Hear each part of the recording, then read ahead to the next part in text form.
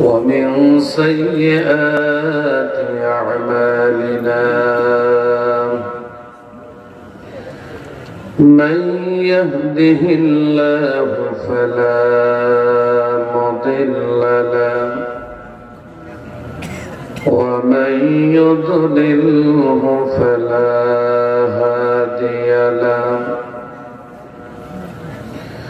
ونشهد أن لا إله إلا الله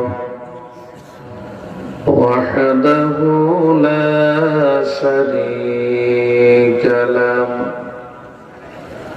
ونشهد أن محمدًا عبده ورسوله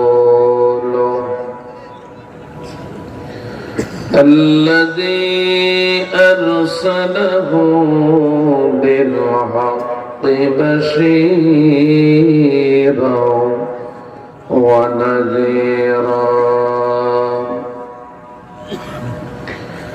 وداعيا إلى الله بإذنه وسراجا منيرا أما بعد فأعوذ بالله من الشيطان الرجيم بسم الله الرحمن الرحيم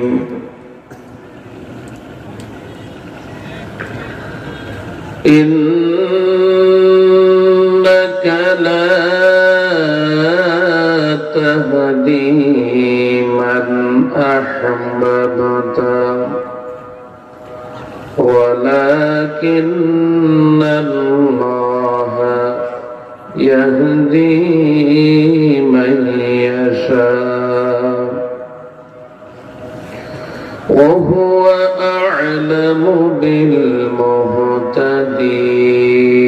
بالمهتدين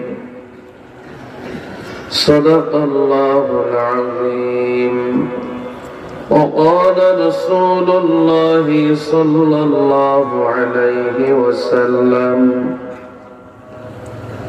يا أيها الناس أفشوا السلام وأطعموا الطعام وصلوا الأرحام وصلوا بالليل والناس نيام تدخلوا الجنة بسلام أو كما قال النبي عليه الصلاة والسلام وقال تعالى إن الله وملائكته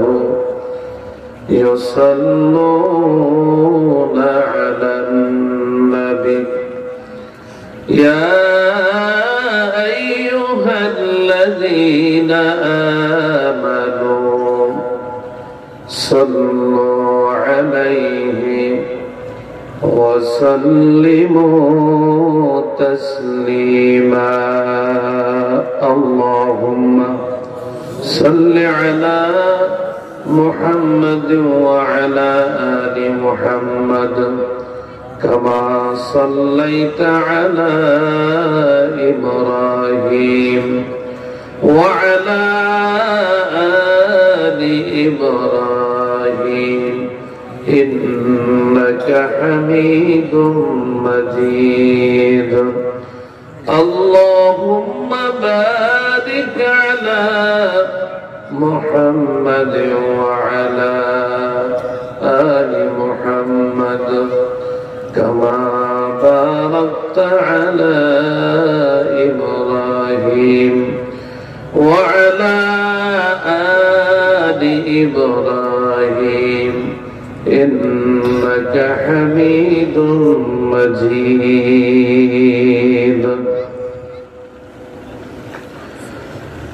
সারা দুনিয়ার মুসলমান আজ হইয়াছে দিশেহারা ঈমানের মতো মূল্যবান সম্পদ হইয়াছে হাতছাড়া মুসলমান আজ হাতের পুতুল বিধর্মের হাতিয়ার মুসলমান আজ হাতের পুতুল বিধর্মের হাতিয়ার তাহাদের হাতে ধরা পড়িয়াছি মোরা নাহি বুঝি কারণ নিস্তার ইসলামের ক্ষতি হইতেছে বেশি এই মুসলমানের দ্বারা ইসলামের ক্ষতি হইতেছে বেশি এই মুসলমানের দ্বারা তাই পবিত্র ভূমি জেরুজালেম এই মুসলমানের হাত ছাড়া লা ইলাহা ইল্লাল্লাহ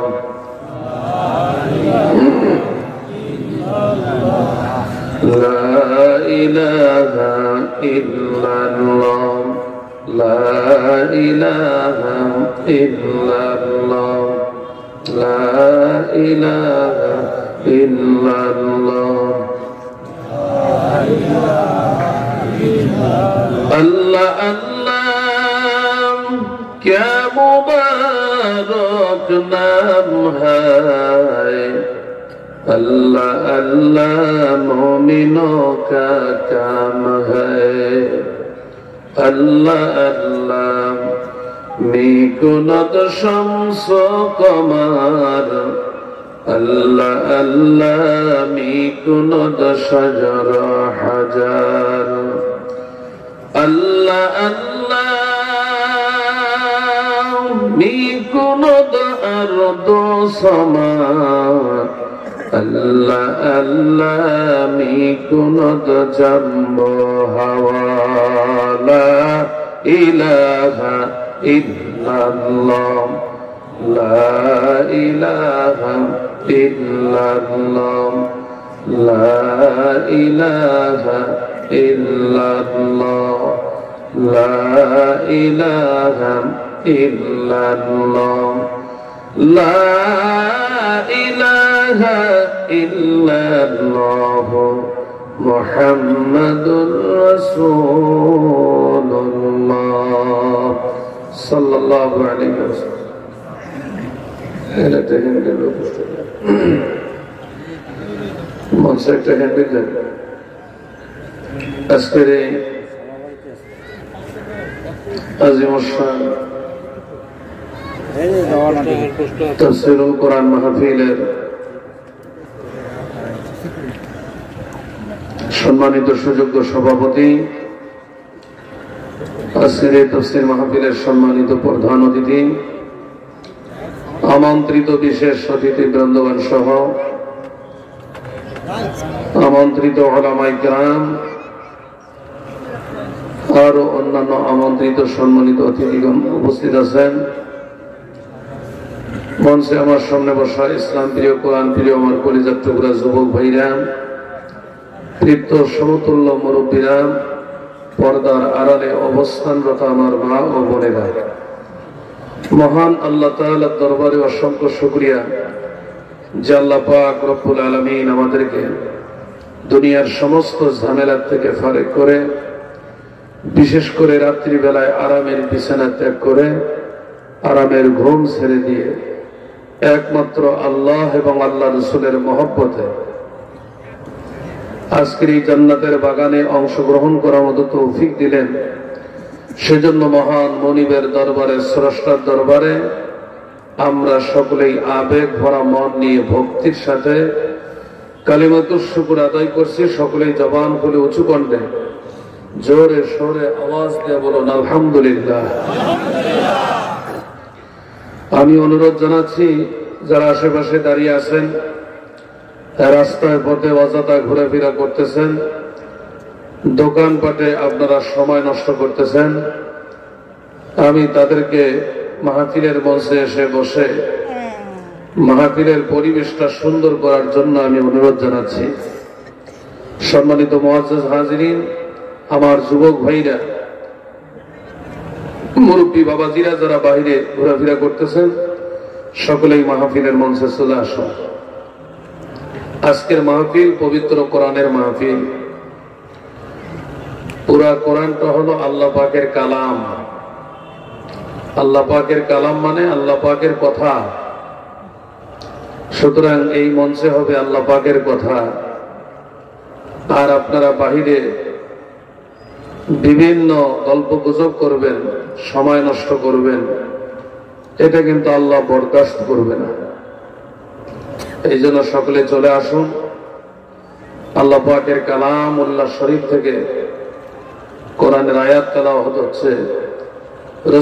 রসুলের পবিত্র জবান থেকে যে হাদিস বলেছেন রাসূল করিম সাল্লাল্লাহু আলাইহি ওয়াসাল্লাম, সেই হাদিসে পাক এখানে পাঠ করা হচ্ছে। আপনারা বাহিরে কিভাবে ঘোরাফেরা করেন? এজন্য সকলে মাহফিলের মঞ্চে চলে আসুন। সম্মানিত মুআজ্জাজ হাজিরিন, দুনিয়ার যত লেখক বলেন, গবেষক বলেন, দুনিয়ার সমস্ত লেখক, গবেষক, আবিষ্কারক, কবি, সাহিত্যিক যারা, তারা ভুল স্বীকার করে। আমার লেখার মধ্যে ভুল হতে পারে, আমার বলা কওয়ার মধ্যে ভুল হতে পারে, এই জন্য তারা ভুল স্বীকার করে। আল্লাহ তাআলা কোরআনুল কারীমের শুরুতেই দুনিয়াবাসীকে আল্লাহ চ্যালেঞ্জ ছুড়ে দিয়েছেন। কি চ্যালেঞ্জ? আল্লাহ পাক বলেন, যালিকাল কিতাবু লা রাইবা ফি, আমার এই কোরআনের মধ্যে কোনো সন্দেহ নাই। সম্মানিত মুআজ্জাজ হাজিরিন, এটাই সত্য, আজ পর্যন্ত কোরআনের মধ্যে সন্দেহ বাহির করতে কেউ পারে নাই। জোরে বলেন ঠিক কিনা? যদিও কেউ কোরআনের মধ্যে সন্দেহ বাহির করার চেষ্টা করে বা মানুষের কাছে প্রকাশ করে কোরআনের এই আয়াতের ভুল আছে, এটা তাদের শয়তানি, কোরআনের দুশ্মনী, আল্লাহর দুশ্মনী, পুরা মিথ্যা বানোয়াটি কথা। জোরে বলেন কথা ঠিক কিনা? আল্লাহ পাকের কোরআনের মধ্যে আজ পর্যন্ত কেউ সন্দেহ বাইর করতে পারে নাই। অমুসলিমদের কথা বাদ দেন, অমুসলিমেরা তো সবসময় মুসলমানদের দুশ্মন, আমাদের ধর্মের দুশ্মন। আমাদের ধর্মের মধ্যে অনেক জেনারেল শিক্ষিত বড় বড় পণ্ডিত, তারা আল্লাহ পাকের কোরআনের মধ্যে সন্দেহ বাহির করার চেষ্টা করেছিল এবং এখনো করে, কিন্তু তারা এই কোরআনের মধ্যে সন্দেহ বাহির করতে পারে নাই। যেমন বাংলাদেশের একজন নারী ছিল, তার নাম হলো তসলিমা নাসরিন। তসলিমা নাসরিন কম শিক্ষিত ছিল না। তসলিমা নাসরিন একজন উঁচু শিক্ষিত মহিলা ছিলেন। সে MBBS ডাক্তার ছিল, এখনো আছে, সে বেঁচে আছে। সম্মানিত মুআজ্জাজ হাজিরিন,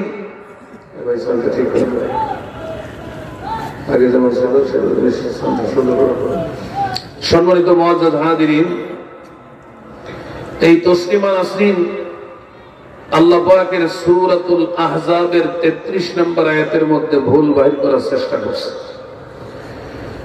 কোরআনের মধ্যে 114টা সূরা, তার মধ্যে একটা সূরার নাম হলো সূরাতুল আহজাব, আয়াত নাম্বার হলো 33।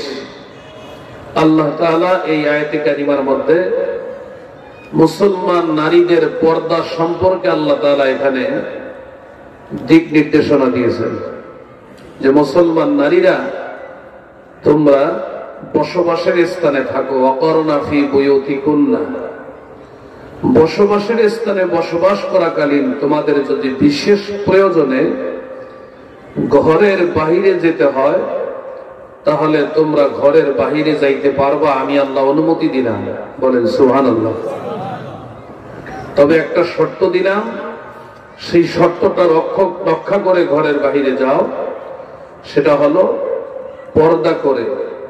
মূর্খতার যুগের মহিলাদের মতো বেপর্দা হইয়া উলঙ্গ হইয়া তোমরা ঘরের বাহিরে যেও না। আল্লাহ তাআলা আয়াতের পরের অংশে বলেছেন মহিলারা ঘরের বাহিরে গেলে পর্দা করো, এমন একটা চাদর পরিধান করো যেই চাদরটা পরিধান করার দ্বারা গোটা শরীরটা তোমার ঢাকা হয়ে যায়। বোরকা তো এটা একটা পর্দা করার একটা সিস্টেম, একটা নিয়ম বোরকা, কিন্তু এমন একটা চাদরও পরিধান করতে পারে মা বোনে যেই চাদরটা পরার দ্বারায়, যেই ওড়নাটার দ্বারায় গোটা শরীরটা ঢাকা হয়ে যায়। যেমন আগের কালে দাদি নানিরা 10 হাতি শাড়িও যদি পরে তো শাড়িটার একটা আর আসল রাখে, যেই আসলটা দিয়া গোটা শরীরটা ঢেকে নেয়, বিশেষ করে মাথা থেকে শুরু করে শরীরের অর্ধেকটা পর্যন্ত, কোমর পর্যন্ত কাপড়ের আসলটা দিয়ে এমন ভাবে পেঁচায় নেয়, এবং পর পুরুষকে যদি রাস্তায় দেখে তাহলে ওই কাপড়ের আসল দিয়ে এমন ভাবে সুন্দরভাবে পর্দা করে পর পুরুষের দেখার মতো আর কোনো সুযোগ থাকে না। এটা আগের কালের দাদি নানি চাচি খালারা করে, কিন্তু এখনকার মা বোনেরা করে না। তো তসলিমা নাসরিনের প্রশ্ন হলো, আমরা নারীরা ঘরের বাইরে গেলে বোরকা পরবো কেন? এটা আল্লাহ নারীদের উপর অবিচার করছে। এই আয়াতের ব্যাখ্যা ভুল, আয়াতের অর্থ ভুল। জোরে বলেন নাউজুবিল্লাহ। সুতরাং এই আয়াতকে ব্যান্ড করা হোক। একটু জোরে বলেন না নাউজুবিল্লাহ। তসলিমা নাসরিনের বক্তব্য, সে এখন ভারতে আছে, দিল্লিতে আছে। আমি দিল্লিতে গিয়েছিলাম, তো তাকে খুব চেষ্টা করছি দেখার জন্য কোথায় আছে, কিন্তু সে বাহিরে আসে না। কারণ ভারতে তো বর্তমান 40 থেকে 42 কোটি মুসলমান। কম মুসলমান নাই, কিন্তু সারা বিশ্বের মধ্যে সবচেয়ে বেশি মুসলমান আছে ভারতে। সংখ্যাগরিষ্ঠ না, সংখ্যালঘু, কিন্তু মুসলমান সংখ্যার দিক থেকে ভারতে এখনো সারা বিশ্বের মধ্যে মুসলমান বেশি। এই জন্য ভারতের ওই কসাই সরকার নরেন্দ্র মোদীর সন্দেহ যে না জানি এই ভারত, এই হিন্দুস্তান মুসলমানদের হাতে চলে যায়। জোরে কোন আমিন। ইনশাআল্লাহ এই হিন্দুস্তান আগামীতে এই মুসলমান শাসন করবে, এর মধ্যে কোনো সন্দেহ নাই। সম্মানিত মুআজ্জাজ হাজিরিন, এই তসলিমা নাসরিন বলছে সূরাতুল আহজাবের 33 নম্বর আয়াতটার মধ্যে ভুল আছে, এই আয়াত থেকে ব্যান করতে হবে। যেমন ভারতের কিছু কিছু শয়তান এমপি মন্ত্রীরা কোরআনের 26টা আয়াত নিয়ে তারা বিতর্ক মন্তব্য করেছে, নেগেটিভ মন্তব্য করেছে। জোরে বলেন কথা ঠিক কিনা? সম্মানিত মুআজ্জাজ হাজিরিন, মোট কথা আল্লাহ পাকের কোরআনের মধ্যে কোনো সন্দেহ নাই। আল্লাহ তাআলা কোরআনে বলছেন পুরুষেরা একই সঙ্গে একাধিক স্ত্রী রাখতে পারে, পক্ষান্তরে একজন নারী একই সঙ্গে একাধিক স্বামী নিয়ে থাকতে পারবে না। তসলিমা বলছে নারীদের উপর আল্লাহ এটাও বিচার করছে। এই আয়াতটাও ভুল। এই আয়াত নাযিল করে আল্লাহ ঠিক করেন নাই। আমি মহিলা, আমি নারী, আমার শরীর, আমার স্বাধীনতা আছে, আমি কয়েকজন স্বামী গ্রহণ করি, কিন্তু আল্লাহ কেন নিষেধ করলো যে নারীরা একই সঙ্গে একাধিক স্বামী গ্রহণ করতে পারবে না? আপনারা কি বলেন, আল্লাহটা ভুল না তসলিমারটা ভুল? তসলিমারটা যে ভুল, আপনারা কি ভুল সাব্যস্ত কিভাবে হয় আপনারা কি জানতে চান? শেষের দিকে স্মরণ করে দেবেন। হুজুর, তসলিমা যে কোরআনের মধ্যে সন্দেহ করছে, কোরআনের আয়াতকে ভুল বলে মন্তব্য করছে, হুজুর এই তসলিমার প্রশ্নের জবাব বলি দেন। নারীরা ঘরে থাকবে কেন? ঘরের বাইরে গেলে বোরকা পরবে কেন? আর নারীরা একই সঙ্গে একাধিক স্বামী রাখতে পারবে না কেন? একজন পুরুষ পারবে, কিন্তু একজন নারী পারবে না। সম্মানিত মুআজ্জাজ হাজিরিন, আমি আপনাদের সম্মুখে যে আয়াত কারিমা তেলাওয়াত করেছি আয়াতে কারিমার বিষয়বস্তু হলো হেদায়েত আল্লাহ পাকের মহান একটি নিয়ামত। আল্লাহ যাকে চান তাকে হেদায়েত দেন, আল্লাহ যাকে চান না তাকে আল্লাহ হেদায়েত দান করেন না। যার তকদিরে আল্লাহ হেদায়েত রাখছেন সে হেদায়েত পাবেই, আর যার তকদিরে আল্লাহ হেদায়েত রাখেন নাই, তসলিমাকে আমরা যতই কিছু বলি না কেন, তার কানের মধ্যে এই কথাগুলি যতই যাক না কেন, আল্লাহ যদি তার ভাগ্যে হেদায়েত না রাখেন সে কখনোই হেদায়েত পাবে না। সম্মানিত মুআজ্জাজ হাজিরিন, তবে হেদায়েতের জন্য আল্লাহ তাআলা কিছু বস্তু, কিছু কিছু জিনিস আল্লাহ হেদায়েতের ওসিলা করে পাঠাইছেন, হেদায়েতের মাধ্যম। যেমন কোরআন হলো হেদায়েতের মাধ্যম, মানুষকে হেদায়েত করার মাধ্যম একটা কোরআন। আল্লাহ কোরআনে বলেছেন হুদাল লিন্নাস।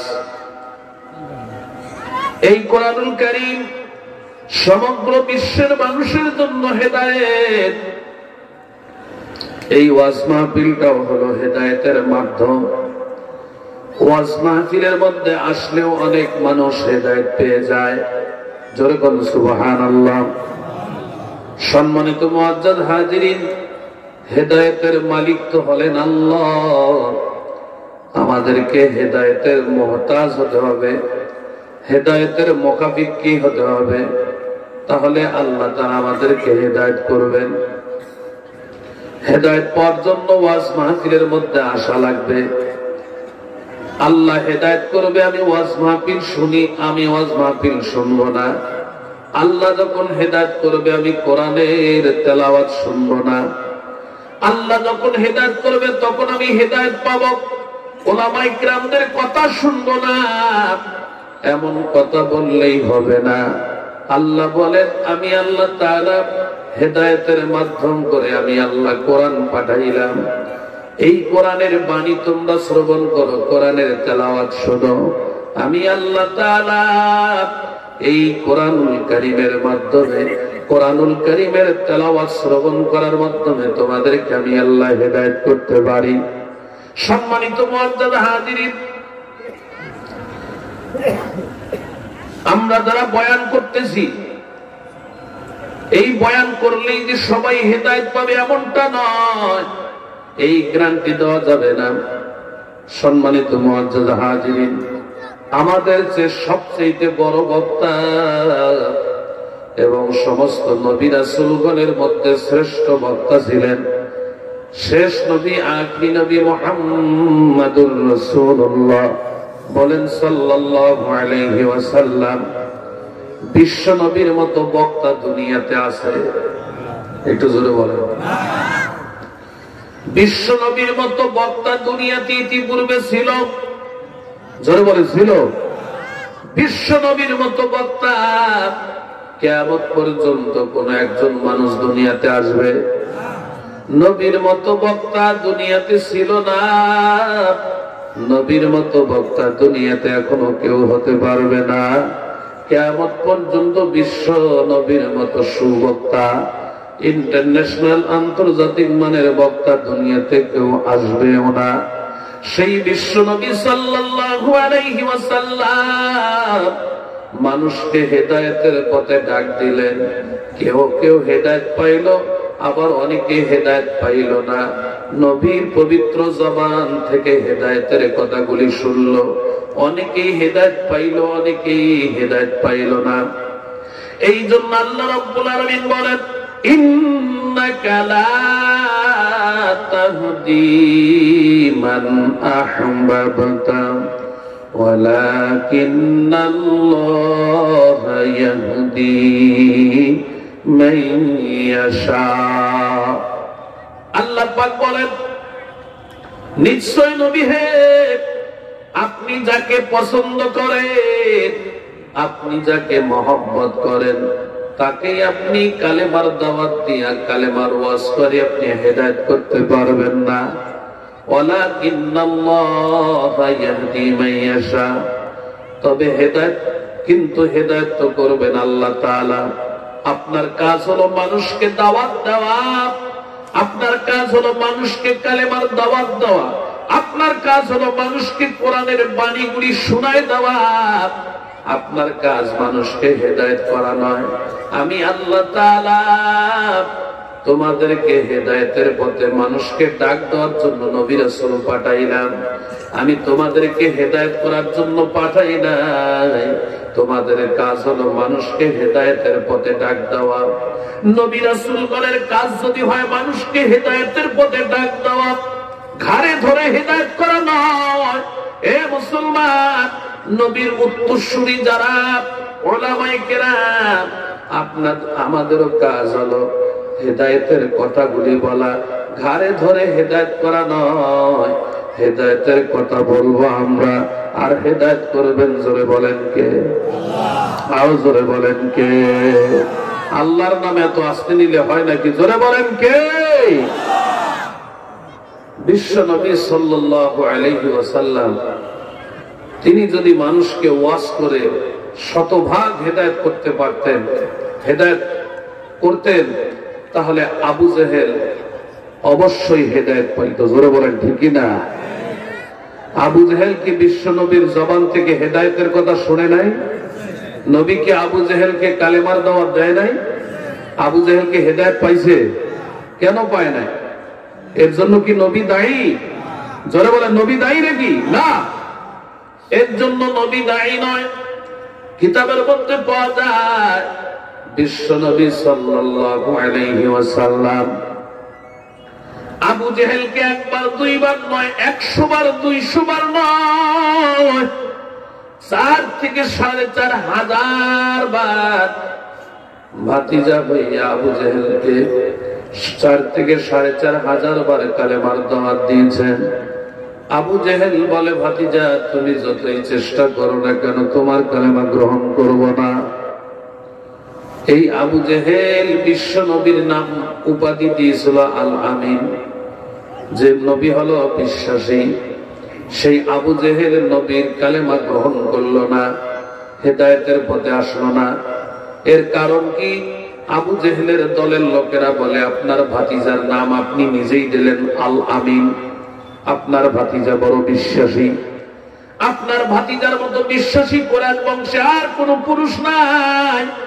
আপনার ভাতিজার কালেমা গ্রহণ করেন না কেন? ইসলাম গ্রহণ করেন না কেন? আবু জেহেল বলে, ও আমার দলের লোকেরা, আবু জেহেল, আমি যদি মুহাম্মাদের কালেমা গ্রহণ করে মুসলমান হয়ে যাই তখন আমার নেতৃত্ব থাকে না। আমার ভাতিজা মুহাম্মদ আমার নেতৃত্ব দিবে, ভাতিজার পিছনে পিছনে আমাকে থাকা লাগবে। সুতরাং আমি ইসলাম ধর্ম জানি সত্য, কালেমা পড়লে এটা ইসলাম ধর্ম গ্রহণ করা হবে। ইসলাম ধর্ম সত্য ধর্ম, কালেমাটা হলো আল্লাহর কালাম। এই কালেমা বিশ্বাস করলে মুসলমান হওয়া যাবে। কিন্তু মুসলমান আমি হই না, তার কারণ হলো মুসলমান হলে আমার নেতৃত্ব দিবে মুহাম্মদ। সুতরাং আমার নেতৃত্ব যদি বজায় রাখতে চাই আমাকে মুসলমান হওয়া যাবে না। এই জন্যই আমি মুসলমান হই না। জোরে কর নাউজুবিল্লাহ। নেতৃত্বের লোভ, পদের লোভের কারণে আবু জেহেলের তকদিরে হেদায়েত জোটে নাই, আল্লাহ হেদায়েত রাখেন নাই। একটু জোরে বলেন, কথা ঠিক কিনা? সম্মানিত মুআজ্জাজ হাজিরিন, বলতেছিলাম এই ওয়াজ মাহফিলটা হেদায়েতের মাধ্যম। আসুন আমার যুবক ভাইরা, মাহফিলের মধ্যে বসে যান। আপনার অন্তরে এই কোরআন হাদিসের কথাগুলি যদি নাড়া দেয়, আপনার মনের অবস্থা যদি পরিবর্তন হয়ে যায়, আপনি সমস্ত নাস্তিকবাদী, মুরতাদবাদী, বামপন্থী, রামপন্থী মতবাদ ছেড়ে দিয়া আপনি আল্লাহর কোরআনের পক্ষে চলে আসতে পারেন। আপনার অন্তর যদি আল্লাহ পাকের কোরআনের কথাগুলি গ্রহণ করে। সবাই বসে যান। এ যুবক ভাইরা বাহিরে ঘোরাফেরা না করে, আমার কলিজার টুকরা মুরব্বী বাবা দিয়া, দুনিয়া কিন্তু থাকার জায়গা নয়। মৃত্যুর কথা চিন্তা করে হেদায়েতের জন্য মাহফিলের মধ্যে বসে যান। আপনাকে আমাকে একদিন না একদিন দুনিয়ার থেকে চলে যাওয়া লাগবে।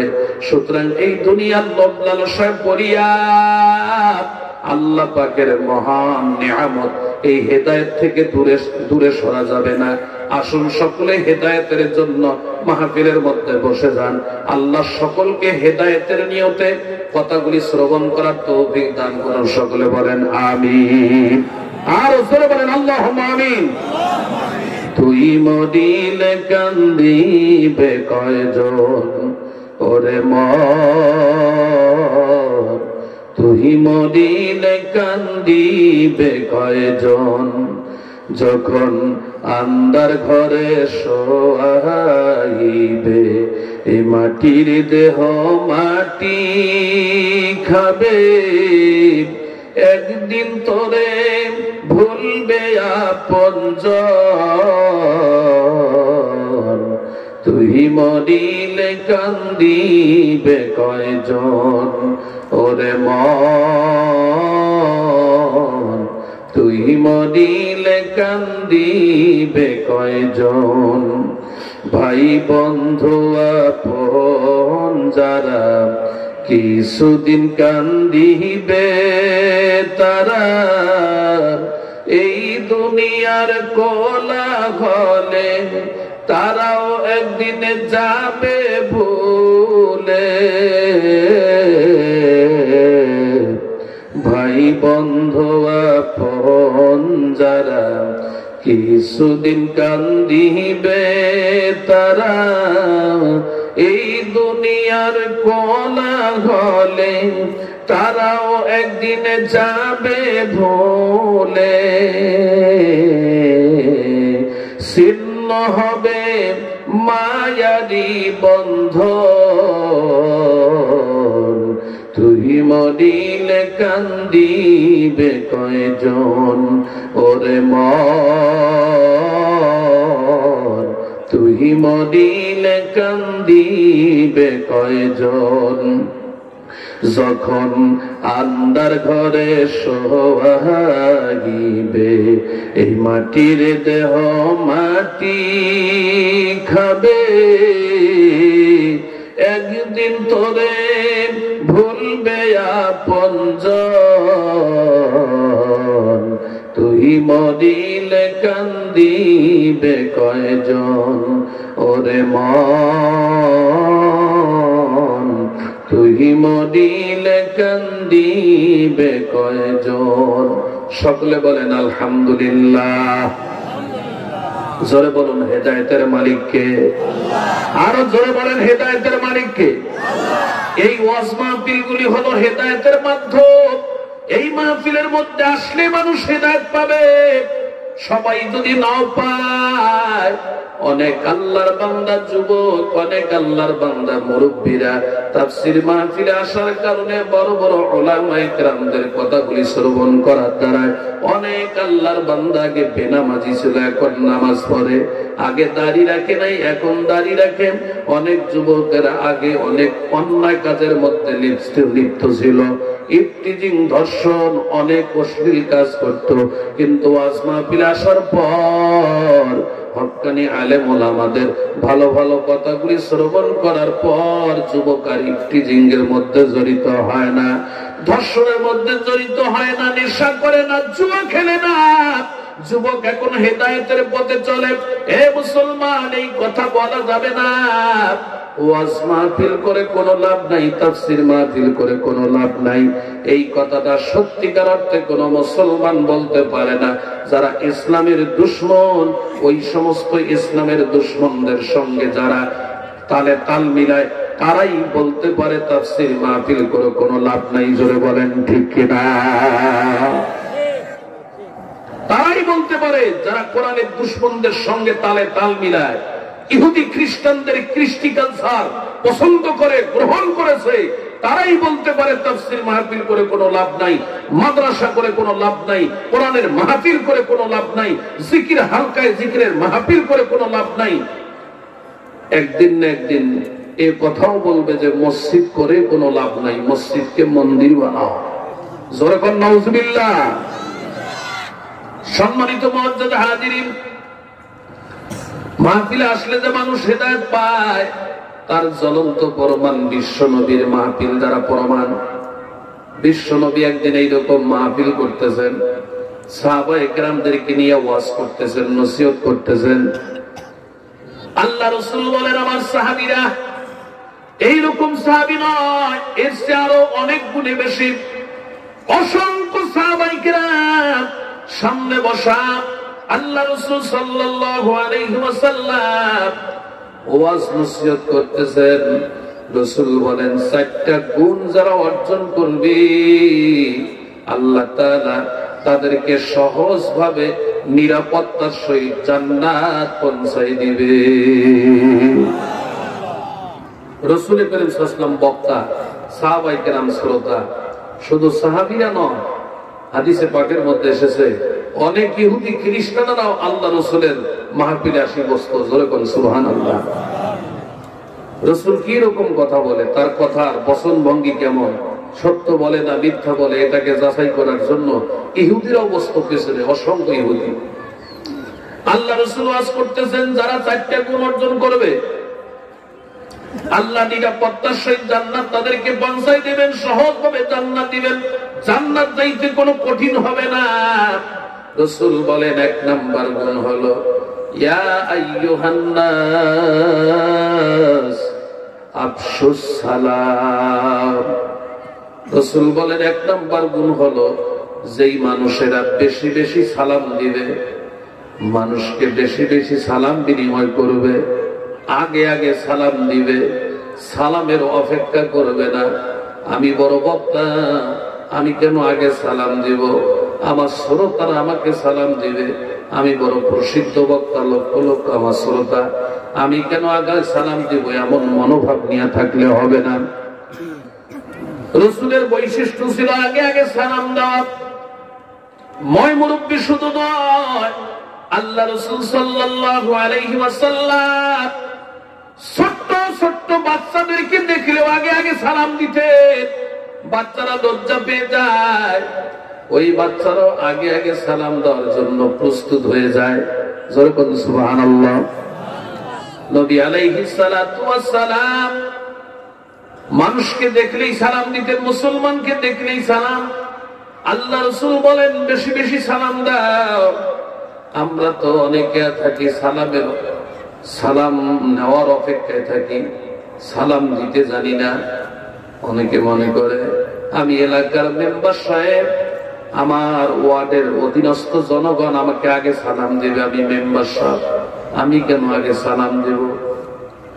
আমি অমুক ওয়ার্ডের কাউন্সিলর, আমাকে কত বড় সম্মান দিয়েছে আল্লাহ 5 বছর, আমি কেন আগে সালাম দিব? আমার ওয়ার্ডের অধীনস্থ জনগণের আমাকে আগে সালাম দিবে না। না, আল্লাহ রাসূল বলেন তোমরা আগে আগে সালাম দাও। বড়লোক হও, ধনী হও, জমিদার হও, আলেম হও, ওলামা হও, বক্তা হও, যত কিছুই হও না কেন, সুন্নত হলো আগে আগে সালাম দেওয়ার অভ্যাস তৈরি করা। আগে আগে সালাম দিলে কি হবে? কমপক্ষে 3টা লাভ যারা আগে আগে সালাম দিবে। বলেন জোরে সুবহানাল্লাহ। 1 নম্বর লাভ হলো যারা আগে আগে সালাম দেয়, সঙ্গে সঙ্গে সালামের বিনিময়ে আল্লাহ তাআলা 90টা নেকি তার আমলনামায় লিখে দেন। 2 নম্বর লাভ, আল্লাহ রাসূল বলেন আগে আগে যারা সালাম দেয় তার অন্তর থেকে অহংকার দূর হয়ে যায়, তাকাব্বুরি অহংকারী থাকে না, আমিত্ব ভাব থাকে না, কোন তার ভাব তার মধ্যে থাকে না। যদি মুসলমান পরীক্ষা করতে চান, আগামীকাল থেকে আগে আগে সালাম দিয়ে দেখবেন। আপনি পরীক্ষা করলে আপনি পরীক্ষা করতে পারেন বাস্তব কথা, আগে আগে সালাম দিলে অন্তর থেকে অহংকার মুক্ত হয়, নিজেকে ছোট মনে করা যায়। আর যারা নিজেকে ছোট মনে করে আগে আগে সালাম দেয়, আল্লাহ তাআলা তাকে মানুষের কাছে বড় বানায় দেয়। জোরে কোন সুবহানাল্লাহ। সালাম দিলে 3 নম্বর লাভ, যে ব্যক্তি আগে আগে সালাম দেয় আল্লাহ তাআলা তার অন্তরকে প্রশান্ত রাখেন, অন্তরকে আল্লাহ তাআলা শান্তির মধ্যে রাখেন। এই সালামের কমপক্ষে 3টা লাভ। ইনশাআল্লাহ আমরা আগে আগে সালাম দেব, বলেন ইনশাআল্লাহ। আল্লাহ রাসূল বলেন আগে আগে সালাম দিলে কি হবে? সহজভাবে জান্নাত চলে যাবে, নিরাপত্তার সহিত জান্নাত চলে যাবে। 2 নম্বর গুণ, মনোযোগ দিয়ে শুনেন, আল্লাহ রাসূল বলেন ওয়া আতইমুত তাআম, 2 নাম্বার গুণ অর্জন করো, মেহমানদের মেহমানদারি করাইবে যারা সহজভাবে জান্নাত যাইবে তারা। বলেন সুবহানাল্লাহ। রাসূল বলেন মেহমানদের মেহমানদারি করা 2 নাম্বার গুণ। আজকে এই মাহফিলকে কেন্দ্র করে অত্র এলাকার মধ্যে অনেক বাড়ির মধ্যে মেহমান আসছে। অনেক আল্লাহর বান্দার মনটা ভালো, কিন্তু আবার অনেক আল্লাহর বান্দা মেহমান আসার কারণে তার মনের অবস্থা একেবারেই কালো, ঠিক কিনা? রাসূল বলেন মনের অবস্থা কালো করা যাবে না, মেহমানদের মেহমানদারি করা এটা সুন্নত। আর যারা মেহমানদের মেহমানদারি করবে আল্লাহ তাআলা নিরাপত্তার সহিত জান্নাত পৌঁছায় দিবেন। জোরে বলুন সুবহানাল্লাহ। সম্মানিত মুআজ্জাল হাজিরিন, অনেক আল্লাহর বান্দা চিন্তা করে আজকে বোনের জামাই আসছে, আমার খালার জামাই, ফুফুর জামাই, অনেক আত্মীয়, এরা যদি বেশি বেশি আমার বাড়িতে আসে আমার ধন সম্পদ নষ্ট হয়ে যাবে, জায়গা জমি থাকবে না। কি কথা বলেন ঠিক কিনা? সম্পদ বিলীন হয়ে যাবে, এত আত্মীয় আসা যাবে না। তার স্ত্রীকে বলে খবরদার এত মেহমান যেন বাড়িতে না আসে। আল্লাহর বান্দা বখিল, কারণ সম্মানিত মুআজ্জাল হাজিরিন ধরে বলেন রিজিকের মালিক কে? যার কিচ্ছু নাই, প্ল্যাটফর্মে থাকে, স্টেশনে পড়ে থাকে, রাস্তায় পড়ে থাকে, আল্লাহ কি তাদেরকে খাওয়ান না? আরে জোরে বলেন খাওয়ান কি খাওয়ান না?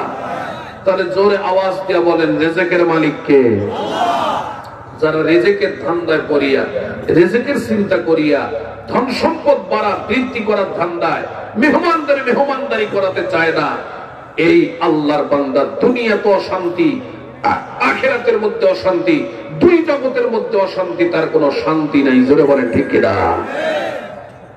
আর যারা ঘষি, সমাজের মধ্যে কিছু কিছু মানুষ কিন্তু থাকে ঘষি, ওর নামটাও হয় ঘষি, কথা বলে। আর জোরে কোন কথা ঠিক কিনা? আপনাদের এলাকা আছে কিনা? আমাদের এলাকা আছে। আল্লাহর বান্দা তারা মানুষকে খাওয়াইতে চায় না, 10 টাকা করে ঘষে ঘষে, দান করা তো করে না, কিচ্ছু করে না। এই লোকগুলোর নাম কিন্তু সমাজের মধ্যে উপাধি, তার আসল নাম যা থাকে থাকে, উপাধি হয় সে ঘষি, কিছু কিছু মানুষের নাম হয় সামার, কথা বলে। আর ঠিক কিনা? তাই বলে ভাইরা এইরকম উপাধি নাম যাদের হয়েছে তারা আবার মন খারাপ করেন না, আমি অনুরোধ করি। কারণ আপনি নিজেই আপনার নামটা নিছেন, কারণ আপনি সামারিয়ার ঘষিগিরি বাদ দেন, কালকের থেকে মানুষ বলবে যে না খুব ভালো হয়েছে, আর সামান নাই, আর বকির নাই, কথা বলে। আরে এত আসতে বলেন কেন? জোরে বলেন ঠিক কিনা? জোরে বলেন রিজিকের মালিক কে? আব্দুল্লাহ ইবনে মুবারক রাহমাতুল্লাহি আলাইহি, তিনি একজন আল্লাহর বিশ্ববিখ্যাত বুজুর্গ ছিলেন। তিনি একদিন একটা জঙ্গলের মাঝ দিয়ে হাঁটতেছেন, একটা কাক ঠোঁটের মধ্যে একটা রুটি নিয়ে ওই কাকটা জঙ্গলের ভেতরে যাইতেছে। আব্দুল্লাহ ইবনে মুবারক তিনি চিন্তা করলেন এই কাকটা তার ঠোঁটের মধ্যে রুটিটা নিয়ে কোথায় যায়। তিনি লক্ষ্য করলেন কাকের পেছনে পেছনে যাওয়া শুরু করলেন। কিছু দূর যাওয়ার পর তিনি লক্ষ্য করলেন কাকটা একজন আল্লাহর বান্দা জঙ্গলের মধ্যে অসহায় অবস্থায় শুয়ে আছে, 2 হাত রশি দিয়ে বাঁধা, পা 2টা রশি দিয়ে বাঁধা। আল্লাহর বান্দার জীবন চলে যাবে এইরকম অবস্থা, এইরকম অসহায় ক্ষুধার্ত মানুষ জঙ্গলের মাঝখানে চিত হইয়া পড়ে আছে। ওই কাকটা তার রুটিটা, ঠোঁটের রুটিটা নিয়ে আল্লাহর বান্দা ক্ষুধার্ত ব্যক্তির বুকের উপরে বসিয়া কাকটা রুটিটা টুকরা টুকরা করে আল্লাহর বান্দা ক্ষুধার্ত ব্যক্তির মুখে তুলে দিচ্ছে। আর ওই ক্ষুধার্ত আল্লাহর বান্দা ওই রুটির টুকরা খাইয়া ক্ষুধা নিবারণ করতেছে। বলেন সুবহানাল্লাহ। আব্দুল্লাহ ইবনে মুবারক আল্লাহর ওলি, তিনি লক্ষ্য করলেন পুরা রুটিটা কাকটা আল্লাহর বান্দাকে খিলানোর পর কাকটা উড়াল দিয়ে চলে গেল। আল্লাহর বান্দা চিত হয়ে শুয়ে আছে। আল্লাহর ওলি আব্দুল্লাহ ইবনে মুবারক রাহমাতুল্লাহি আলাইহি বললেন, ভাই তোমার কেন এরকম অবস্থা? হাত রশি দিয়ে বাঁধা, পা রশি দিয়ে বাঁধা। আল্লাহর বান্দা বলেন, হুজুর আমি হাঁটা পথে হজে গিয়েছিলাম, আমাদের একটা কাফেলা ছিল, কাফেলা সামনের দিকে চলে গেল, আমি কোন কারণবশত পেছনে পড়ে গেলাম, আমার মাল সামনা কেড়ে নিয়ে দুর্বৃত্তরা আমার হাতে রশি পায়ে রশি দিয়ে বেঁধে আমাকে বেঁধে রাখছে। আজকে 3 দিন হয়, আমি ক্ষুধার্ত, কিছু খাই নাই। আল্লাহকে বললাম, আল্লাহ তুমি কি আমাকে না খাওয়াইয়া রাখবা? আল্লাহ তুমি না উত্তম রিজিক দাতা, আল্লাহু খায়রুর রাযিকিন, আল্লাহ তুমি উত্তম রিজিক দাতা, তুমি কি আমাকে না খাওয়াইয়া রাখবা? আল্লাহ আমার বিশ্বাস হয় না, আল্লাহ তুমি আমাকে খাওয়াবা, আমার এটাই বিশ্বাস হয়। আল্লাহ তুমি আমার জন্য রিজিকের ফয়সালা করো। আজকে 3 দিন হয় আল্লাহর কাছে বারবার ফরিয়াদ করতেছিলাম। একটু আগে একটা কাক ঠোঁটের মধ্যে রুটি নিয়ে আসে, আমাকে পুরা রুটিটা খাওয়াইয়া আমার ক্ষুধা নিবারণ করে চলে গেল। আল্লাহ যাকে খাওয়ায় জঙ্গলের মধ্যে কাকের দ্বারাই খাওয়ায়, জোরে কোন সুবহানাল্লাহ। সম্মানিত মুআজ্জাল হাজিরিন, এই জন্য ধন সম্পদ জমি জমার চিন্তায় মেহমানদারি বন্ধ করা যাবে না। এ আমার কলিজার টুকরা মা বোনেরা, মেহমানদারি করবেন। আল্লাহ তাআলা আপনাকে আমাকে আল্লাহ তাআলা সকল ক্ষেত্রের মধ্যে বরকত দান করবেন। রাসূল করিম সাল্লাল্লাহু আলাইহি ওয়াসাল্লাম বলেন 3 নাম্বার গুণ ওয়াসিলুল আরহাম, আত্মীয়তার বন্ধন ঠিক রাখা। রাসূল ওয়াজ করতেছেন, মনোযোগ দিয়েন। 3 নাম্বার গুণ আত্মীয়তার বন্ধন ঠিক রাখা। 4 নাম্বার গুণ সাল্লু বিল লাইলি ওয়ান নাসু নিয়াম, গভীর রাত্রিতে উঠে তাহাজ্জুদের 2-4 রাকাত নামাজ পড়া। তাহলে কি হবে? রাসূল বলেন নিরাপত্তার সহিত সহজভাবে জান্নাত চলে যাবে। জোরে বলেন আলহামদুলিল্লাহ। আমাদের মাঝে আজকের মাহফিলের সম্মানিত সভাপতি মহোদয়, আমাদের রংপুর জুমাপাড়া বিভাগীয় সবচেয়ে বড় মাদ্রাসা, উত্তরবঙ্গের বড় মাদ্রাসা জুমাপাড়া মাদ্রাসার সিনিয়র মুফতি জসিমউদ্দিন সাহেব হুজুর আমাদের মাঝে উপস্থিত হয়েছেন, বলেন আলহামদুলিল্লাহ। সম্মানিত মুআজ্জাল হাজিরিন, আল্লাহ রাসূল বলেন 4 নাম্বার গুণ গভীর রাত্রিতে উঠে 2-4 রাকাত নামাজ পড়ো। তাহলে কয়টা গুণের কথা বললেন রাসূল? কয়টা? জোরে বলেন 4টা। কয়টা? 1 নাম্বার গুণ হলো সালাম, 2 নাম্বার গুণ হলো মেহমানদারি করো, 3 নাম্বার গুণ হলো আত্মীয়তার বন্ধন ঠিক রাখো। বাপ বেটার মধ্যে বন্ধন নষ্ট হইলে বন্ধন ঠিক করে নাও, না হলে কিন্তু দুর্বল হয়ে যাবে। তৃতীয় পক্ষ তোমাদের ক্ষতি করার চেষ্টা করবে। ভাইয়ে ভাইয়ে দ্বন্দ্ব, রাসূল বলেন দ্বন্দ্ব বন্ধ করে দাও। তোমাদের দ্বন্দ্বকে বন্ধ, তোমাদের আত্মীয়তার বন্ধন ঠিক রাখো। চাচাই ভাতিজায় দ্বন্দ্ব, এই দ্বন্দ্বকে ভুলে যাও। আত্মীয়তার বন্ধন ঠিক রাখো, চাচা ভাতিজার বন্ধনকে ঠিক করে নাও। তাহলে কি হবে? আত্মীয়তার বন্ধন যারা ঠিক রাখবে তারা সহজভাবে আল্লাহর জান্নাত চলে যাবে। জোরে কোন সুবহানাল্লাহ। 4 নাম্বার গুণ গভীর রাত্রিতে উঠে 2-4 রাকাত নামাজ পড়া। আল্লাহ রাসূলের এই ওয়াজগুলি যখন শেষ হয়ে গেল, ইহুদিদের মধ্যে বড় পণ্ডিত, তার নাম হলো আব্দুল্লাহ বিন সালাম। ইহুদি অবস্থায় তার নাম ছিল হোসাইন। জোরে বলেন, ইহুদি অবস্থায় নাম ছিল কি? হোসাইন। যখন মুসলমান হয়ে গেল তখন তার নাম দেওয়া হলো আব্দুল্লাহ বিন সালাম। অনেক ইহুদি আল্লাহ রাসূলের ওয়াজ শুনতেছে। এই ইহুদিদের বড় পণ্ডিত, ইহুদিদের বড় আলেম আব্দুল্লাহ বিন সালাম, তিনি চিন্তা করলেন এত সুন্দর কথা দুনিয়ার সাধারণ কোন মানুষের জবান দিয়ে এত সুন্দর কথা বাইর হইতে পারে না। ইনি অবশ্যই আল্লাহর নবী হবেন, ইনি অবশ্যই ইসলামের সত্য নবী হবেন। সুতরাং আমি এত সুন্দর ওয়াজ শুনলাম যে 4টা গুণ অর্জন করলে সহজভাবে আল্লাহর জান্নাত যাওয়া যাবে। 1 নাম্বার গুণ হলো সালাম, 2 নাম্বার গুণ হলো মেহমানদারি করা, 3 নাম্বার গুণ হলো আত্মীয়তার বন্ধন ঠিক রাখা, 4 নাম্বার গুণ হলো গভীর রাত্রি তুলে তাহাজ্জুদের নামাজ আদায় করা। এত সুন্দর কথা দুনিয়ার কোন সাধারণ মানুষের জবান দিয়ে আসতে পারে না। অবশ্যই ইনি আল্লাহর পয়গম্বর, আমি আর ইহুদি থাকবো না, আমি ইহুদি ধর্ম ত্যাগ করে আমি কালেমা পড়ে মুসলমান হয়ে যাব। জোরে বলেন সুবহানাল্লাহ। সমস্ত সাহাবীরা নিজ নিজ বাড়িতে চলে গেল। ওয়াজ শেষ, চূড়ান্ত পর্যায়ে আব্দুল্লাহ বিন সালাম রাসূলের কাছে চলে আসলো। আসার পর বলল, ইয়া রাসূলুল্লাহ, ইয়া হাবিবাল্লাহ, আপনি এত সুন্দর সুন্দর ওয়াজ নসিহত করেছেন, আপনার ওয়াজ শুনে আমি মুগ্ধ হয়ে গেছি। আমি বিশ্বাস করি আপনি আল্লাহর সত্য পয়গম্বর, আপনি ইসলামের সত্য নবী। আমি আর ইহুদি থাকতে চাই না, আমাকে আপনি কালেমা পড়ে মুসলমান বানায় দেন। লা ইলাহা ইল্লাল্লাহু মুহাম্মাদুর রাসূলুল্লাহ সাল্লাল্লাহু আলাইহি ওয়াসাল্লাম। এইরকম কোরআন হাদিসের এই দামি মর্যাদাপূর্ণ এই সমস্ত দামি দামি কথা শুনলে মানুষের মনের অবস্থা পরিবর্তন হয়, এটাই স্বাভাবিক। জোরে বলেন ঠিক কিনা? এই জন্য ওয়াজ মাহফিলে আসা দরকার। আমার যুবক ভাইরা আমি অনুরোধ করব, ওয়াজ মাহফিলে আসবেন, যেগুলি ওলামায়ে কেরাম আপনাদেরকে পরামর্শ দিবেন কোরআন হাদিস থেকে আপনারা গ্রহণ করবেন। আল্লাহ দুনিয়াতে শান্তি দিবেন, আখিরাতে মুক্তি দিবেন। আমার যুবক ভাইরা হেদায়েতের পথে চলে আসুন। আপনারা বিশেষ করে নেশায় জড়িত হবেন না, মদ পান করবে না, জুয়া খেলবেন না। বর্তমান বিশ্বের মধ্যে ডিজিটাল জুয়া, ইন্টারন্যাশনাল জুয়ায় পরিণত হয়েছে ওই ভারতের আইপিএল খেলা। জোরে বলে ঠিক কিনা? শ্রেষ্ঠ জুয়া আমার মতে এর চেয়ে বড় জুয়ার বিশ্বে কোথাও নাই। জোরে বলেন ঠিক কিনা? এই ভারতের আইপিএল জুয়া, এই ক্রিকেট খেলার জুয়ায় জড়িত হওয়ার কারণে আমি তো ভারত 10-12 বছর থেকে যাই। ভারতের মধ্যে সবচেয়ে বড় ব্যাধি হলো জুয়া আর ধর্ষণ আর নেশা।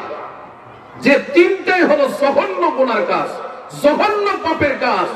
সমাজকে দুষ্কৃত সমাজ, সমাজের মানুষকে খারাপ করার তিনটা মাধ্যম, একটা হলো নেশা, জুয়া আর ধর্ষণ। তিনটাই বেশি বেশি চলে ভারতে।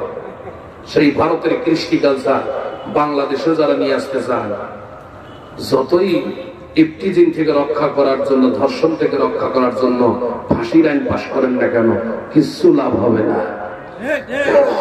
এত আসতে বলেন কেন? ঠিক ধরে বলেন ঠিক কিনা? বাংলাদেশের নারীরা এখনো ধর্ষণ থেকে রক্ষা আছে অনেকটাই। ভারতের মতো ধর্ষণ বাংলাদেশে হয় না। তার কারণ কি? বাংলাদেশের মহিলা হোক আর পুরুষ হোক, ধর্মপ্রিয় মুসলমান, ইসলামকে তারা মর্যাদা দেয়, সম্মান দেয়।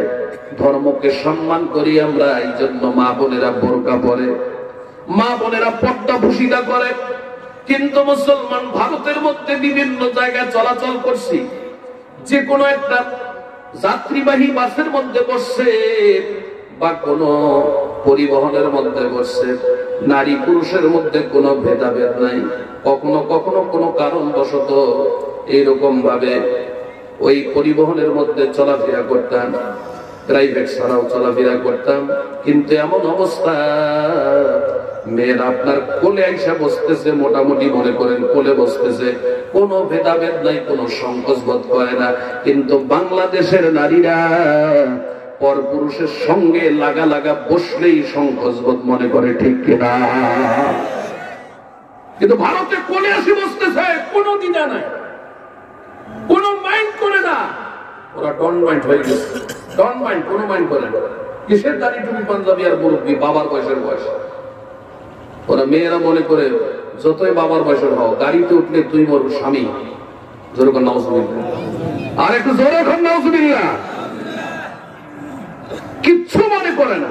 ময় মুরব্বী, ওদের কোন ময় মুরব্বী বলতে কোনো এটা বোঝায় যায় না তাদের চলাফেরা। তাদের মতো আমাদেরও কিছু কিছু মহিলা ডন মাইন্ড হয়ে যাচ্ছে, কোনো মাইন্ড করে না। ভারতে অনেক পরিবারে দেখছি, হিন্দু পরিবারও অনেকে ডাকছিল, গেছিলাম, ওরে সর্বনাশ। অনেক এক পরিবার তো দেখলাম মাও শুট করছে, বেটিও শুট করছে। মা আর বেটি একসঙ্গে সিনেমা দেখতেছে, ল্যাংটা ছায়া ছবি, যে ছায়া ছবি মা আর বেটি দেখা শোভা পায় না। আস্তাগফিরুল্লাহ পড়তে পড়তে বাসা বাড়ির থেকে বাইরে হওয়া লাগে। জোরে কর নাউজুবিল্লাহ। এইরকম মা আর মেয়ে, মা হইয়া যুবতী মেয়েকে নিয়ে ল্যাংটা ছায়া ছবি দেখার মতো পরিবেশ বাংলাদেশও কিছু কিছু পরিবার হয়েছে কি হয় নাই, জোরে বলেন হয়েছে কি হয় নাই? এরা হলো ডন মাইন্ড, কোনো মাইন্ড করে না। ডন মাইন্ড পরিবারের সন্তান, মাতা পিতা ভাই বোন সবাই সমান, লজ্জা শরম কিছু নাই গো তাদের, খোলামেলা চলে সদা নেই জীবনে, ওরা নির্বোধ জানোয়ার পশুদের দল, মানুষের রূপ নিয়ে চলে বেসামাল। ডন মাইন্ড পরিবারের সন্তান, মাতা পিতা ভাই বোন সবাই সমান। 60 বছরের বুড়ি হয়েছে ছুরি, ভাবখানা যেন তার বয়স করি। দেখো 60 বছরের বুড়ি হয়েছে ছুরি, ভাবখানা যেন তার বয়স করি। 16 বছরের মেয়ে সঙ্গে নিয়ে খোলামেলা চলে বুড়ি মেকআপ দিয়ে, কথা কন ঠিক কিনা? 60 বছরের বুড়ি হয়েছে ছুরি, ভাবখানা যেন তার বয়স করি। 16 বছরের মেয়ে সঙ্গে নিয়ে খোলামেলা চলে বুড়ি মেকআপ দিয়ে। বখাটে যুবকদের বড় হাসি পায়, বখাটে যুবকদের বড় হাসি পায়, মনে মনে বলে চাষি খুঁজি গো তোমায়। ডন মাইন্ড পরিবারের সন্তান, মাতা পিতা ভাই বোন সবাই সমান, লজ্জা শরম কিছু নাই গো তাদের, খোলামেলা চলে সদা নেই জীবনে, ওরা নির্বোধ জানোয়ার পশুদের দল, মানুষের রূপ নিয়ে চলে বেসামাল। ডন মাইন্ড পরিবারের সন্তান, মাতা পিতা ভাই বোন সবাই সমান।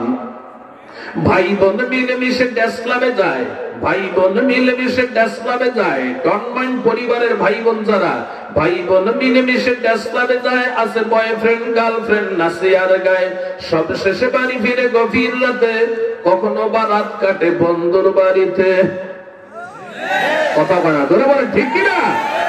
ভাই বোন মিলেমিশে ড্যান্স ক্লাবে যায়, আছে বয়ফ্রেন্ড গার্লফ্রেন্ড নাচে আর গায়, সব শেষে বাড়ি ফিরে গভীর রাতে, কখনো বা রাত কাটে বন্ধুর বাড়িতে।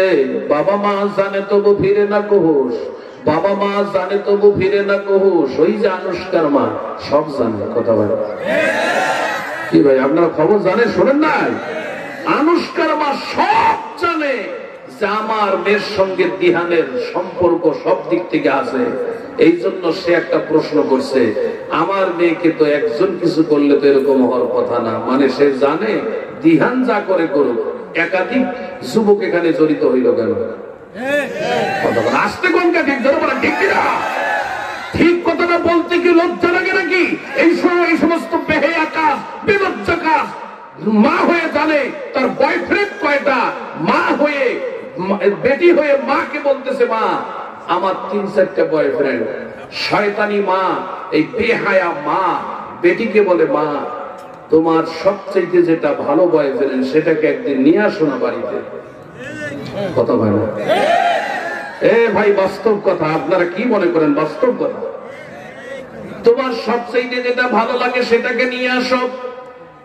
মেয়ে মার কথা শুনিয়া সবচেয়ে 3টা বয়ফ্রেন্ডের মধ্যে যেটাকে বেশি ভালো লাগে সেটাকে নিয়ে আসলো। নিয়ে আসার পর মা বলে ও বেটি মা যাও তোমরা পাশের রুমে, আমি পাকশিকের কাজটা আমি রেডি করি, সবকিছু রেডি করে তোমাদেরকে ডাক দেবো, তোমরা পাশের রুমে যাও। ওই দিহান আর আনুষ্কা পাশের রুমে যাইয়া তারা তাহাজ্জুদের নামাজের নিয়ত করে আর জিকির আজগার করে। কথা বলে আমি কই তাহাজ্জুদের নামাজ জিকির আজগারের কথা, এরা কয় নাউজুবিল্লাহ। আসলে ঠিকই আছে, আসলে নাউজুবিল্লাহ। কথা বন্ধ করে নাউজুবিল্লাহ। এ মুসলমান বন্ধুগণ, আমাদের মেয়েদেরকে এই সমস্ত সুযোগ সুবিধা যদি দেওয়া হয়, কোনদিন ইফতিজিং থেকে রক্ষা করা যাবে না, ধর্ষণ থেকে রক্ষা করা যাবে না। এ মুসলমান, 14 ফেব্রুয়ারি ভ্যালেন্টাইন্স ডে, বিশ্ব ভালোবাসা দিবস। এই বিশ্ব ভালোবাসা দিবস পালন করার দ্বারাই এই বাংলাদেশের যুবক যুবতীদের চরিত্রে ধস নেমে যাচ্ছে। 14 ফেব্রুয়ারি যদি বন্ধ করা না হয়, যুবক যুবতীদের ইফতিজিং থেকে রক্ষা করা যাবে না। বলবেন হুজুর কেন? এই 14 ফেব্রুয়ারি ভ্যালেন্টাইন্স ডে বিশ্ব ভালোবাসা দিবস যদি আমাদের দেশে পালন করার সুযোগ সুবিধা দেওয়া হয়, এই যুবক যুবতীদেরকে ইফতিজিং এর মধ্যে উদ্বুদ্ধ করা হচ্ছে। জোরে বলেন ঠিক কিনা? শুধু 14 ফেব্রুয়ারি নয়, 31শে ডিসেম্বরের দিবাগত রাত ইংরেজি নববর্ষকে স্বাগত জানানো হয় কিসের মাধ্যমে? হাজার হাজার যুবক যুবতীরা হোটেল শেরাটন, গুলশানের হোটেল, বিভিন্ন সিটি শহরের শত শত হোটেলগুলি মুসলমান, যুবক যুবতীদের আড্ডা, যুবক যুবতীদের জেনা ব্যভিচার, ইফতিজিং আর ধর্ষণের মাধ্যমে 31শে ডিসেম্বরের দিবাগত রাত পালন করে পরের দিন ইংরেজি নববর্ষকে স্বাগত জানা হয় বিভিন্ন খারাপ কাজের মাধ্যমে। জোরে বলেন কথা ঠিক কিনা? এই 31st নাইট বন্ধ করা লাগবে। পাশাপাশি প্রচলিত শিক্ষা সফর, কলেজ ভার্সিটির মধ্যে শিক্ষা সফর চলছে। এ মুসলমান যুবক যুবতী ভাই বোনেরা, আপনারা কেউ নেগেটিভ কেউ কোনো মন্তব্য করবেন না, বুঝার জন্য বলতেছি। শিক্ষা সফর যদি করতে হয় একদিন যুবকদেরকে নিয়ে যান, আর একদিন কোন যুবক যাবে না, শুধু যুবতীদের সফর হবে। তার মধ্যে আবার কোন শিক্ষক, যুবক শিক্ষক থাকাও যাবে না। মুরব্বী শিক্ষক এবং মহিলা শিক্ষিকা দ্বারা তাদের শিক্ষা সফর পালন করা লাগবে। ঠিক কিনা? ঠিক কিনা? এ মুসলমান বন্ধুগণ, আমি মনে করি যুবক যুবতীদেরকে ইফতিজিংয়ের মধ্যে উদ্বুদ্ধ করা হচ্ছে প্রচলিত শিক্ষা সফরের মাধ্যমে। এই প্রচলিত শিক্ষা সফরের নিয়ম পদ্ধতি পরিবর্তন করা লাগবে। হালকা একটু টাচ দিলাম, একদিন যুবকেরা যাবে আর একদিন যুবতীরা যাবে। তাই বলে কোথায় যাবে ভিন্ন জগৎ আর স্বপ্নপুরী না, অন্য কোন জায়গায় যাওয়া লাগবে। যেই সমস্ত স্থানের মধ্যে মুসলমান কোন বেহায়া পুরুষ, বেহায়া মহিলা নাই, সেই রকম স্থানে যাওয়া লাগবে। জোরে বলেন কথা ঠিক কিনা? কক্সবাজারে নিয়ে যাওয়া হয়, সেখানে তুলঙ্গপনা, ল্যাংটাপনা, ছয়রা ল্যাংটায় গোসল করতেছে। কথা বলে ওখানে গেলে তো আস্তাগফিরুল্লাহ নাউজুবিল্লাহ পড়তে পড়তে আর একদিকে আসতে হয়।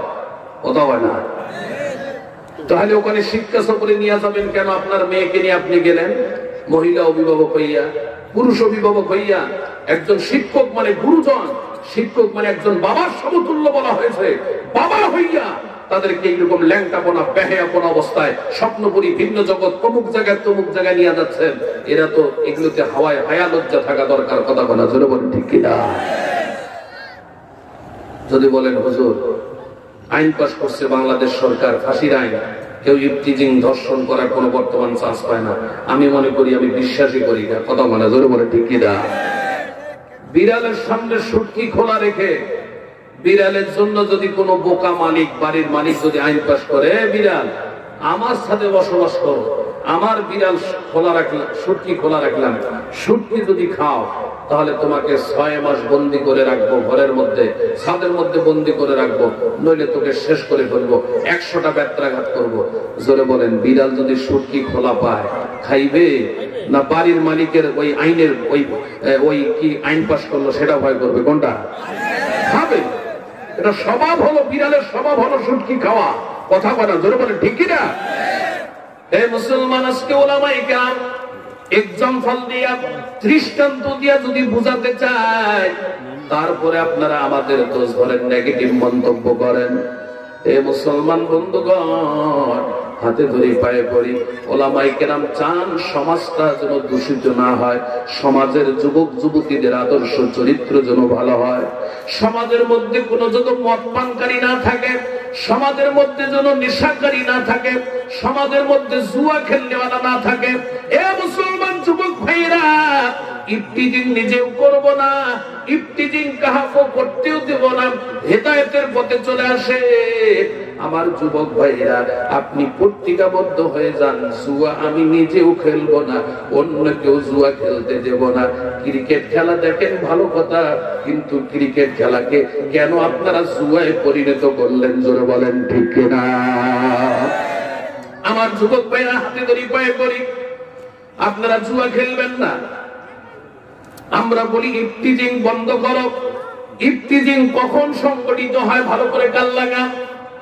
একজন যুবক যখন জুয়া খেলে যখন টাকা তার হাত থেকে শেষ হয়ে যায়, ও মুসলমান, আর একজন যুবক যখন অবৈধ সম্পর্ক করে মেয়েকে প্রস্তাব দিল, মেয়েটা তার প্রস্তাবকে প্রত্যাখ্যান করলো, বা 1-2 বছর ছেলেটার সঙ্গে রিলেশন করিয়া সে অন্যের হাত ধরে আর একটা বয়ফ্রেন্ডের সঙ্গে চলে গেল।